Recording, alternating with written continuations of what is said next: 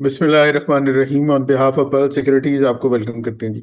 Last week इस time recap करते हैं कि इसके अंडर इंडेक्स के चार्ट को डिस्कस किया था, फिर अक्टूबर सीजनल के ऊपर भी बात की थी। अगर अक्टूबर सीजनल की बात करें तो वो तो उसमें तो बुलिश मोमेंटम ही था, बट लास्ट वीक हमने काफ़ी वॉलेटिलिटी देखी मार्केट में, और जो कुछ एरियाज जो हैं वो ब्रेक भी हुए, वो डिटेल से हमने डिस्कस किए थे। उसमें डेली टाइम फ्रेम के ऊपर कुछ वॉल्यूम बार्स को भी डिस्कस किया था कि जो बड़ी बार बन रही हैं उनकी क्या सिग्निफिकेंस है और गोइंग फॉरवर्ड क्या हो सकता है। और फिर अगेन असेंडिंग चैनल और चैनल विद इन चैनल की बात की।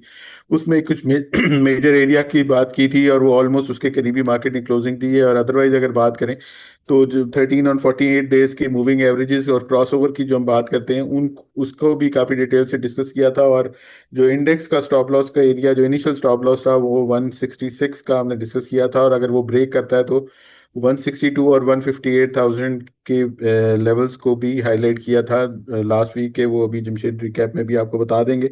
और हाई और लो की बात करें तो 169,326 का हाई टच किया है। जो हमारा पहला रेजिस्टेंस एरिया था वो 170,000 का था, वो मार्केट ने टेस्ट किया। उसके करीब से ऑलमोस्ट वापस मार्केट हुई। और लो की अगर बात करें तो 162,411 का लो टच किया, और क्लोजिंग जो है तो 163,098 की आई है। तो आगे दोबारा चार्ट्स की तरफ ही चलते हैं, जमशेद की तरफ चलते हैं और चीज़ों को ज़रा फर्दर देखते हैं। और जो channel with in channel discuss करते आ रहे हैं हम उनको, उसके जो मेजर अब एरियाज नज़दीक आए हुए हैं उनको देखते हैं कि वहाँ पे मार्केट कैसे रेट कर सकती है। तो ओवर टू जमशेद। जी अस्सलाम वालेकुम। अच्छा जी। फर्स्टली तो सर ने जो रिकैप किया उसके अंदर एक चीज़ जो 166,000 का हमारा एरिया था, प्रॉक्सी 166,100 का, वो हमने ब्रेक होते देखा जी। ऑलमोस्ट उसी के पास ही हमने एक्चुअली क्लोजिंग देखी थी सितंबर अक्टूबर 7 की। अच्छा, उससे पहले थोड़ा सा अगर देखें तो फ्राइडे को जो डॉजी कैंडल बना था, यहाँ पे हमने इस डॉजी कैंडल के ऊपर ये डिस्कस किया था कि डॉजी कैंडल्स प्रीवियसली, ये थोड़ा सा रिकैप करते हैं क्विकली, कि इसी तरह का डॉजी कैंडल यहाँ पे बना है। और उससे पहले देखा जाए तो कोई हमने यहाँ पे इसको देखा था, स्लाइड थोड़ा सा फेड आउट हुआ था momentum, kind of inverted hammer Doge candle यहाँ पे भी हमने देखा। उसके बाद करेक्शन देखी, तो ये व्यू था कि मार्केट यहाँ से करेक्ट करती नजर आ सकती है डाउन साइड के ऊपर, लेकिन उसका इमीडिएट साइन जो होगा वो फॉलोइंग कैंडल होगी। वो हमने मंडे को रेड फॉलोइंग कैंडल देखी। और जो मंडे की कैंडल थी वहां पे देखा जाए तो जो लो था वो एग्जैक्ट हमारा जो सपोर्ट का एरिया था 166,000 के अराउंड का। तो एट दैट टाइम मंडे को जो लो बना, at one time case hundred को मोर देन 2,000 पॉइंट्स डिक्रीज किए थे अप्रोक्सीमेटली। तो वहां पे वो ऑनर जरूर हुआ, अपसाइड के ऊपर रिकवरी होगी, क्लोजिंग हुई। लो देखें मंडे के सेशन का तो 165,997 का था। अपसाइड के ऊपर मार्केट ने क्लोज करके 167,752 का हाई क्लोज किया, क्लोजिंग के ऊपर रिएक्टिव जो पॉजिटिव क्लोजिंग की साइड के ऊपर गया। अब उसके ऊपर नेट क्लोजिंग इंटरडे में हमने नेट क्लोजिंग नेगेटिव साइड के ऊपर ही देखी, लेकिन एट वन टाइम वो support area as a support area act किया। वहां से हमने तगड़ा एक अपसाइड के ऊपर बाउंस देखा, और उसी बाउंस के ऊपर जो व्यू दिया था कि मार्केट अपसाइड के ऊपर जो सिलेक्टिव थर्ड ईयर के स्टॉक्स हैं वो परफॉर्म करते नजर आ सकते हैं। अच्छा, अब आगे जो नेक्स्ट सेशन था ट्यूसडे का, वहां से भी अगेन मार्केट ने डाउन साइड के ऊपर 166 के पास क्लोजिंग देखी। अब इस जगह के ऊपर हमारा जो राइट अप शेयर हुआ था जो फ्राइडे के बाद मंडे के सेशन क्लोजिंग के ऊपर, कि अब पॉसिबल है इंट्राडे हमें अपसाइड के ऊपर जो भी पुल बैक मिले वहां से एक सेलिंग प्रेशर मिलता नजर आया। और उसकी सोल रीजन एक तो अगेन अर्ली साइड की एक डॉजी कैंडल को फॉलोइंग कैंडल रेड मिल चुकी थी। अपसाइड के ऊपर 168,900 के पास एक डेली का फेयर वैल्यू गैप भी बीरी साइड के ऊपर अपीयर हुआ था, तो वो भी in line with the view फिर डाउन साइड के ऊपर एक्टिविटी नजर आई। अनफॉर्चुनेटली जैसे ही 166,000 का जो सपोर्ट एरिया था इमीडिएट बेसिस के ऊपर वायलेट हुआ, तो वहां पे फिर बार्स जो हैं, ये जो लास्ट 3 कंसेक्टिव बार्स हैं वेडनेसडे ऑनवर्ड, ये बार्स नंबर्स में छोटी हैं, लेकिन यहाँ पे इंडिविजुअली स्टॉक्स के अंदर देखा जाए तो वो सेलिंग प्रेशर काफी हेफ्टी नजर आया है। लेकिन जो व्यू था, बल्कि उस व्यू को हम सुन भी लेते हैं कि डाउन साइड के ऊपर जैसे ही 166 ब्रेक होगा, फिर case hundred till the time, क्योंकि हमारा जो बीरिश बायास है या जो सेल कॉल है अक्रॉस द बोर्ड, वो इस मेजर चैनल के ब्रेकआउट के ऊपर या इस मेजर चैनल के वायलेशन के ऊपर ट्रिगर होगी। वो हमने प्रीवियस वीक के अंदर भी डिस्कस किया था। इसको भी क्विकली सुन लेते हैं, यहाँ पे हमारी एरिया और डिस्कशन। 1 से 1,66,000 भी डिसाइसिवली ब्रेक होता है, तो तब भी हम बहुत ज्यादा बीरी साइड के ऊपर आज को नहीं देखेंगे, ना ही बीरी साइड के ऊपर इस माइंड माइंड साइड को देखेंगे टिल द टाइम ये जो डाउन साइड के ऊपर एक मेजर बुलिश रेड कैंडल जो सेंडिंग ट्रेंड लाइन है वो वायलेट नहीं होता। ये एरिया थोड़ा डीपर साइड के ऊपर है, काफी बड़ा नंबर है, केस 100 तो कोई 10-12 हजार की करेक्शन, इतनी बड़ी करेक्शन होगी नहीं अगर फ्यूचर में कभी हमें विटनेस होती भी है। तो ये चीज अपने चार्ट के ऊपर प्रिंट करके रखें। इमीडिएट बेसिस के ऊपर अगर कोई 1,66,000 फॉर एनी रीजन ब्रेक होता भी है तो 1,62,000 1,62,200 का एरिया ही होगा नेक्स्ट, जो एक मेजर एरिया बनता नजर आ सकता है। अच्छा जी, यहाँ पे जैसे कि हमने सुना लास्ट जो हमारा वेबिनार था उसके ऊपर हमने डिस्कस किया था कि जैसे ही 166,000 ब्रेक होगा तो फिर हम नेक्स्ट बाय करेंगे वो 162,000 के एरिया डिस्कस किया था। अब वो 162,000 के एरिया के पास ही, क्योंकि वो वहां पे अब कन्फ्लुएंस ये था कि एक असेंडिंग जो चैनल विद इन चैनल, जैसे सर ने रिकैप के अंदर डिस्कस किया, उसका एक descending trend line support area यहाँ पे रिजाइड करता है। अब केस 100 ने इसको ऑनर किया, यहाँ से अपसाइड के ऊपर हमने इंट्राडे फ्राइडे को काफी बड़ी रिकवरी भी देखी, 2000 पॉइंट से केस 100 ने रिकवर किए, वहां से फिर अपसाइड के ऊपर कोई हाई कोई 800-900 पॉइंट्स का पोस्ट किया, लेकिन अनफॉर्चुनेटली टुवर्ड्स द एंड फिर हमने सेलिंग प्रेशर के अंदर क्लोज करते देखा है केस 100 को। What next?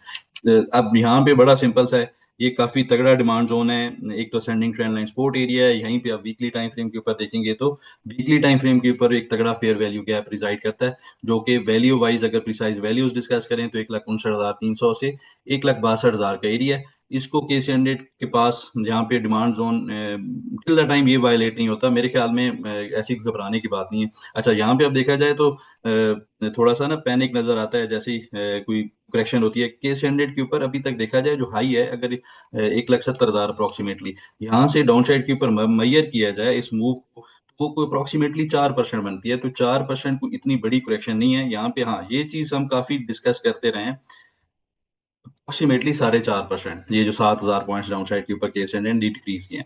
लेकिन एक चीज जो हम डिस्कस करते रहे इस जगह से, जब फर्स्ट इस जगह के ऊपर केस हंड्रेड थोड़ा सा फेड आउट हुआ था, यहाँ पे अगेन डिस्कस किया था और इस कंसोलिडेशन के ऊपर काफी सिग्निफिकेंस के साथ ये हाईलाइट किया था कि गोइंग फर्दर मार्केट के अंदर अगर ट्रेड करनी है, इन्वेस्टमेंट्स करनी है, तो वो काफी सिलेक्टिव अपॉर्चुनिटीज होंगी, उनके अंदर ही ट्रेडिंग अपॉर्चुनिटीज को और इवन इन्वेस्टमेंट अपॉर्चुनिटीज को देखना चाहिए। अदरवाइज हैवी वेटेज स्टॉक्स हो सकता है अपसाइड के ऊपर पंप करें, लेकिन वहां से हमें एक डाउन साइड के ऊपर कोई भी रीजन की वजह से एक्टिविटी बनती नजर आ सकती है।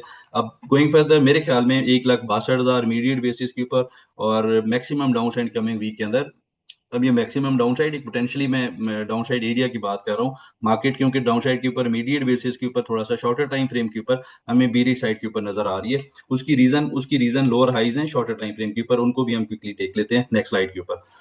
तो यहाँ पे आप देखेंगे तो जो मैं बात कर रहा हूँ कि थोड़ा सा फर्दर हमें डिसिप्लिन रहना चाहिए, उसकी रीजन ये है कि लोअर टाइम फ्रेम के ऊपर, इसको 1 आवर के ऊपर आप देखेंगे, क्लासिकल एग्जांपल है लोअर हाइज लोअर लोज की। यहाँ पे हमने फर्स्ट एक स्विंग देखा लोअर हाई का, उसके बाद अगेन यहाँ पे एक स्विंग देखा लोअर हाई बना, यहाँ पे फिर जो रिकवरी हमने लास्ट सेशन के अंदर देखी है, तो इसी डिसेंडिंग चैनल का अप साइड के ऊपर जो descending trend line resistance area as a resistance act करता नजर आया और उसके बाद हमने दोबारा से एक रिएक्टिव नोट के ऊपर क्लोजिंग देखी है।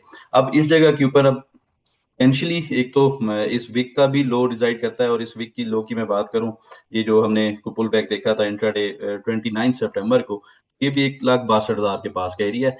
और ये फुल अगर मैं area as a support area shorter time frame के ऊपर मार्क करूं, इस तरह करके एक हॉरिजेंटल सपोर्ट एरिया बनता नजर आ सकता है। ये 1,62,000 और 1,62,200 का एरिया बनता है।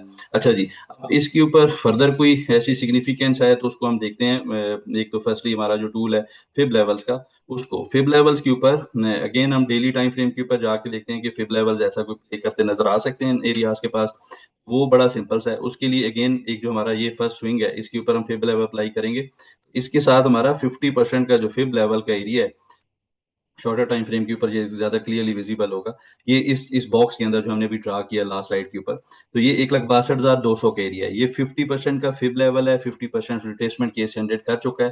तो यहाँ पे अब हम बाइंग तलाश करेंगे सिलेक्टिव स्टॉक्स के अंदर। अब उसके लिए ट्रेड एग्जीक्यूशन के लिए बड़ा सिंपल सा है कि केस जनरेट कमिंग जो वीक होगा मंडे के सेशन को, इन एरियाज को, इन एक तो अगेन अर्ली आवर्स के अंदर डाउन साइड के ऊपर गैप अप ओपनिंग लाइकली है, हमें गैप अप ओपनिंग मिलती नजर आए। वो जो एरिया हम डिस्कस कर रहे हैं 1,62,000 और 1,59,000 का, यहाँ पे अगर तो केस 100 यहाँ पे 50% और 61.8% का फिब लेवल का कन्फ्लुएंस बनता है, ये एरिया आएगा केस 100 इनको चैलेंज करेगा, तो यहाँ पे जैसे ही हमें बुलिश रिएक्शन कैंडल मिलेगी तो वहां पे हम बाइंग साइड के ऊपर एंट्रीज को प्लान करेंगे। ऑन द अदर हैंड जो कि ज्यादा रिकमेंडेड है, यहाँ पे हमें रिवर्सल कंफर्मेशन मिलती नजर आ सकती है, वो इसी तरह का चैनल अपने चार्ट्स के ऊपर ड्रा करके रखें जैसे ही केस 100 अपसाइड के ऊपर मूव करे और इस चैनल को ब्रेक करे, आइडियली जो इसके लेवल हैं वो 1,64,600 और 1,65,300 के बनते हैं, इस स्विंग का जो हाई है। इसको जैसे ही केस 100 जाके रीगेन करेगा तो वहां से फिर हमें अपसाइड के ऊपर तगड़ी एक रिकवरी बनती नजर आ सकती है, एटलीस्ट 1,68,000 और 1,70,000 की तरफ। तो ये अब दो सिनारियोज हैं। एक सिनारियो में हम दोबारा डाउन साइड के ऊपर गैप डाउन ओपनिंग के ऊपर या फर्दर केस अंडर डिक्लाइन करता है इंडिकेटेड सपोर्ट एरियाज की तरफ, तो वहां पे कोई भी बुलिश रिजेक्शन कैंडल मिलेगी 1 आवर के ऊपर, 4 आवर चार्ट के ऊपर, तो वहां पे हम बाइंग साइड के ऊपर एंट्रीज को प्लान करेंगे। अदरवाइज वेट करेंगे अप साइड के ऊपर, जैसे ही ये डिसेंडिंग चैनल केस स्टैंडर्ड आके रीगेन कर लेता है और 1,65,300 आइडियली ये एरियाज आके रीगेन करता है, तो वहां से दोबारा से अपसाइड के ऊपर एक तगड़ा बाउंस मिलता नजर आ सकता है, और in that case selective stocks के अंदर एंट्रीज को हम प्लान करेंगे। अब सिलेक्टिव स्टॉक्स का जो फिनोमेना है गोइंग फर्दर, ये काफी सिग्निफिकेंस इसकी बढ़ती नजर आ सकती है। यहाँ पे काफी चूजी होना पड़ेगा। अब 30 ईयर स्टॉक्स की जो वैल्यूएशंस हैं, जिस तरह हम आगे कुछ स्लाइड्स के ऊपर भी देखेंगे, जिनमें से अल्हम्दुलिल्लाह हमारी जो टॉप पिक्स थे या फिर जो है इंडिकेटेड स्टॉक्स थे, उन्होंने भी स्टिल इस बीरिश सिनारियोज के अंदर भी काफी अच्छे से परफॉर्म किया। तो वो 30 ईयर स्टॉक ट्रेंडिंग जो स्टॉक्स हैं, 30 ईयर स्टॉक्स में से below 20 rupees, even below 30 rupees, तो उनके अंदर इंट्रीज को प्लान किया जा सकता है। वहां से कोई भी अपसाइड के ऊपर ब्रेकआउट्स बनते हैं या फिर कोई मेजर डिप आती है, तो वहां पे स्टिल बैंक साइड के ऊपर देखेंगे, और जो हैवी वेट स्टॉक्स हैं उनसे थोड़ा सा अवॉइड करेंगे। अच्छा, अब जहाँ पे आप ये एक क्वेश्चन राइज होगा कि हम रिकवरी जो इंडिकेट कर रहे हैं कि इन एरियाज के पास अगर केस हंड्रेड बॉटम आउट होता है और अपसाइड के ऊपर एक शार्प रिकवरी बनती नजर आ सकती है पोटेंशियली, तो उसके अंदर जो हैवी वेट स्टॉक्स हैं उनकी परफॉर्मेंस कैसी होगी। अच्छा, उसके अंदर बहुत ज्यादा चूजी होना पड़ेगा। हैवी वेट स्टॉक्स में से भी केस हंड्रेड के ऊपर जो लिस्टेड स्टॉक्स हैं उनमें ई एंड पी, जैसे कि ओजीडीसी है, वो काफी अट्रैक्टिव होता नजर आ रहा है। 250 रुपीज का एरिया, उसको देखना चाहिए। वो पोटेंशियली वहां पे अगर बॉटम आउट होता है तो उसके अंदर रिकवरी आएगी। इसी तरह ही हब पावर काफी डिस्काउंट कर चुका है, तो वो फर्दर अगर डाउन साइड के ऊपर थोड़ा सा डीपर साइड के ऊपर मिलता है, तो अगेन जितने भी हैवी वेट स्टॉक्स हैं वो एक फिलहाल के लिए फाइलिंग नाइट की फॉर्मेशन हाईलाइट करते नजर आ रहे हैं, इंडिकेट करते नजर आ रहे हैं, तो उनके अंदर बुलिश रिजेक्शन कैंडल के ऊपर ही इंट्रीज को प्लान करना चाहिए।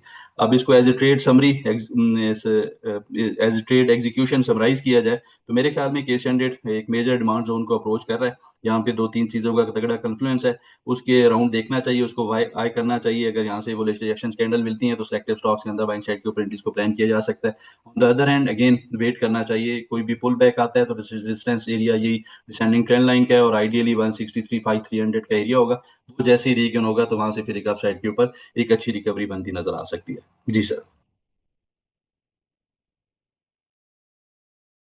जी थैंक यू। आगे चलते हैं। कमिंग वीक के लिए इंडेक्स के सपोर्ट रेजिस्टेंस एरियाज को देख लेते हैं और पॉइंट टेबल को डिस्कस कर लेते सर जी, पॉइंट्स टेबल के ऊपर फर्स्टली देखा जाए तो बीरिश बुलिश पॉइंट्स का मुवाजना करें, तो यहाँ पे काफी अरसे के बाद बीरिश पॉइंट्स भी आके 3 नंबर या 3 बीरिश पॉइंट्स हाईलाइट होते नजर आ रहे हैं।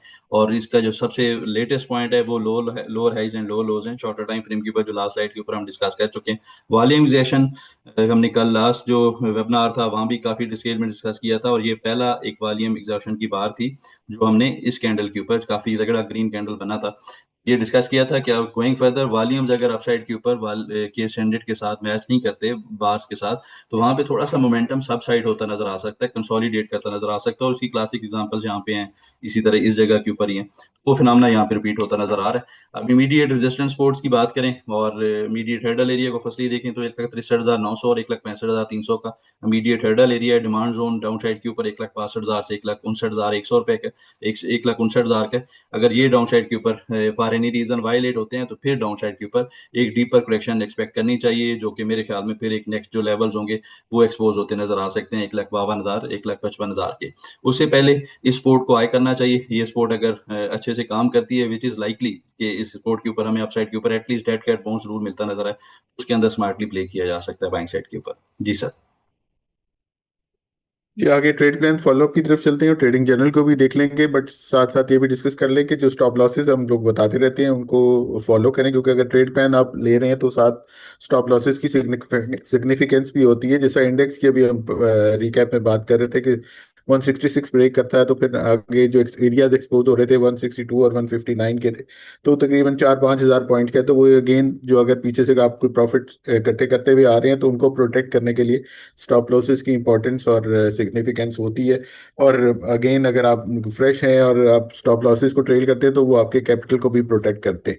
तो इसलिए अगर आप ट्रेड प्लान को फॉलो कर रहे हैं तो फिर आपको उस कंप्लीट प्लान को फॉलो करना चाहिए ताकि स्टॉप लॉसेस भी हो। तो ओवर टू जमशेद जी।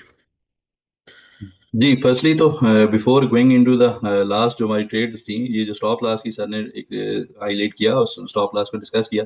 हम नेटवर्क के ऊपर देखें, हमारा स्टॉप लॉस ट्रिगर हुआ। हमने कल जो लास्ट वेबिनार था काफ़ी डिटेल में मैं ये डिस्कस किया था कि स्टॉप लॉस ट्रिगर हुआ है। अल्हम्दुलिल्लाह 70-80%, मोर देन 80-90% बल्कि हमारा सक्सेस रेट है ट्रेडिंग जर्नल का। तो यहाँ पे अगर स्टॉप लॉस एक ट्रिगर हुआ है तो ये स्टॉप लॉस आपको जरूर ट्रिगर करना चाहिए मार्केट के अंदर। इसी तरह अपॉर्चुनिटीज बनती हैं। अगेन वही स्टॉक जब दोबारा से अट्रैक्टिव प्राइसेस के ऊपर आता है, जब बॉटम आउट होता है, तो वो उसी कैपिटल के साथ आप चीपर रेट्स के ऊपर वही स्टॉक बाय कर सकते हैं।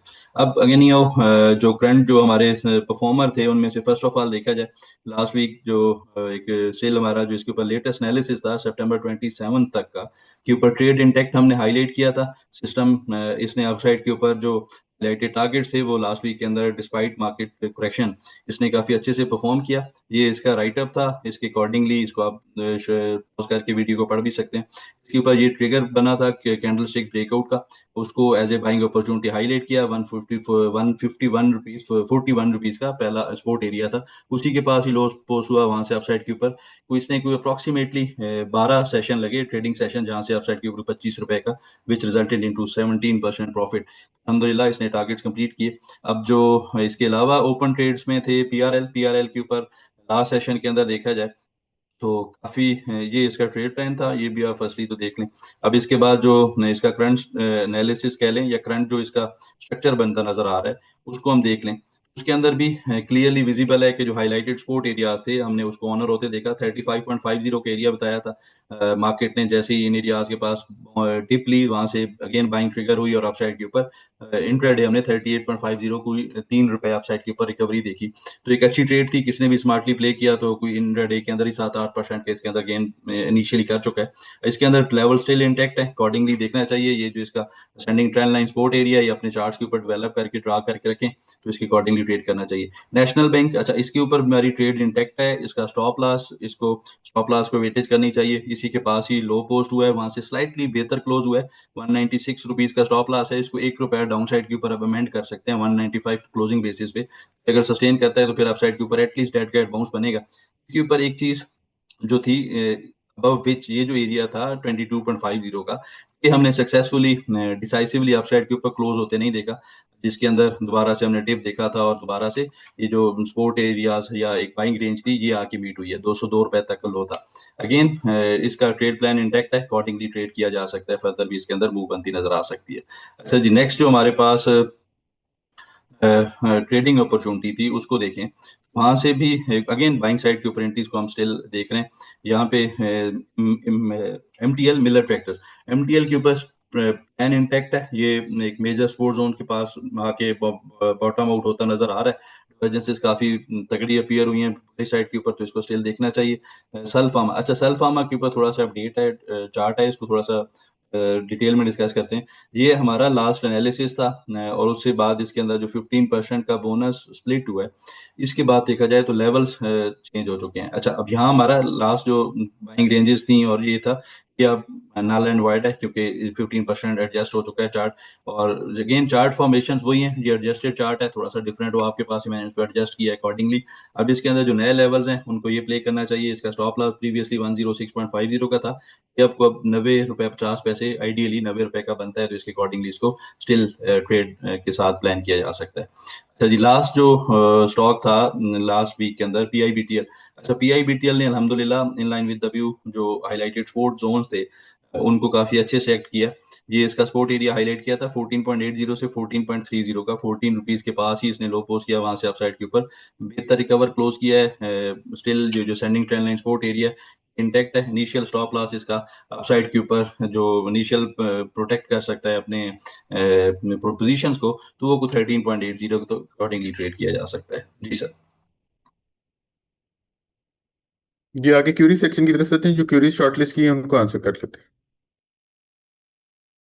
जी, क्यूरीज में फर्स्ट ऑफ ऑल एटीआरएल। अच्छा, अब एटीआरएल के ऊपर जो करंट चार्ट फॉर्मेशंस हैं, एक तो इसने एक मेजर पोटेंशियल ब्रेकआउट कह लें, ये एक जो मेजर हर्डल एरिया था इस जगह के ऊपर, ये एरिया इसने ब्रेक किया, अपसाइड के ऊपर तगड़ी ग्रीन कैंडल क्लोज की, लेकिन इमीडिएट बेसिस के ऊपर एक जो स्विंग बना था फर्स्ट जो रैली के बाद इस जगह के ऊपर, ये एक अपसाइड के ऊपर टॉप बना रैली का।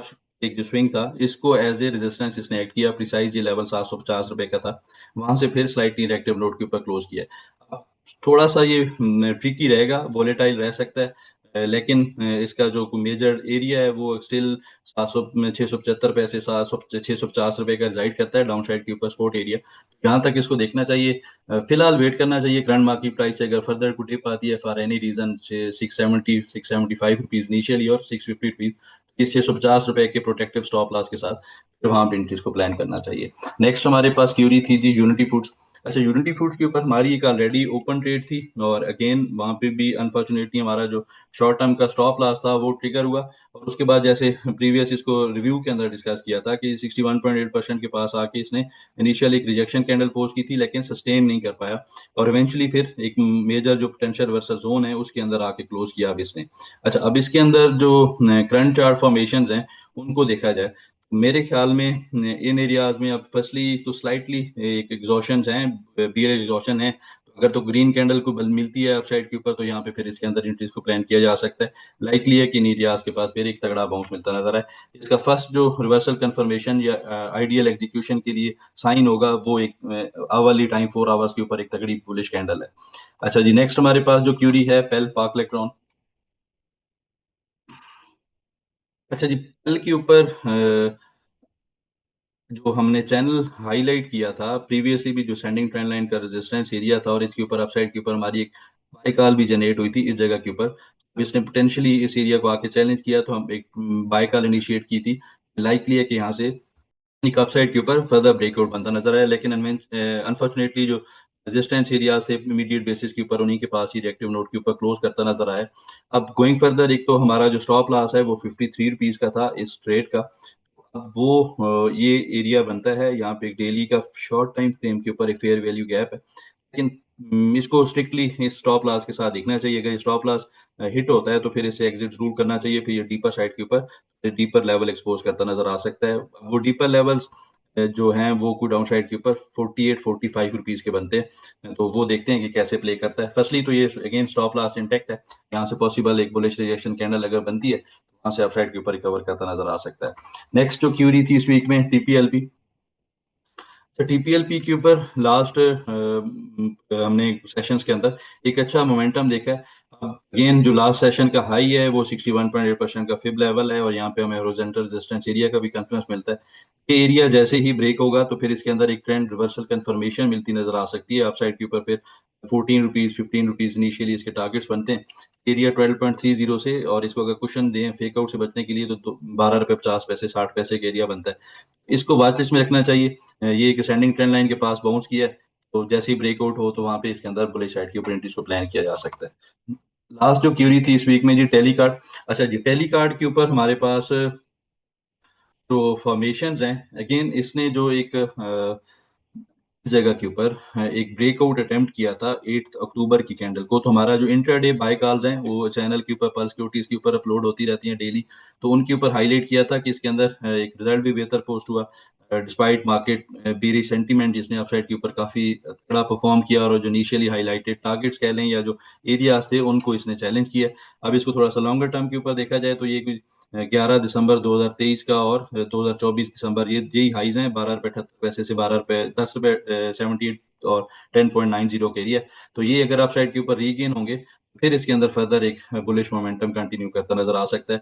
और कमिंग वीक के लिए एक बड़ा जो प्राइस सेक्शन है, अगर तो ये डाउन साइड के ऊपर इंट्रा इंट्रा वीक लो भी 9 रुपये 70 पैसे से नीचे नहीं बनाता, 9 रुपये 70 9 रुपये 50 पैसे को सस्टेन करता है, तो फिर लाइकली है कि आप साइड के ऊपर कुछ वीक्स के अंदर दोबारा से बुलिश ब्रेकआउट जनरेट करे और एक अच्छी इसके अंदर रैली बनती नजर आए, तो उसके अकॉर्डिंगली ट्रेड किया जा सकता है। जी सर। जी थैंक यू। इस वीक के लिए इतना, इंशाल्लाह नेक्स्ट वीक दोबारा मुलाकात होती है, तब तक के लिए अल्लाह हाफिज and thank you very much.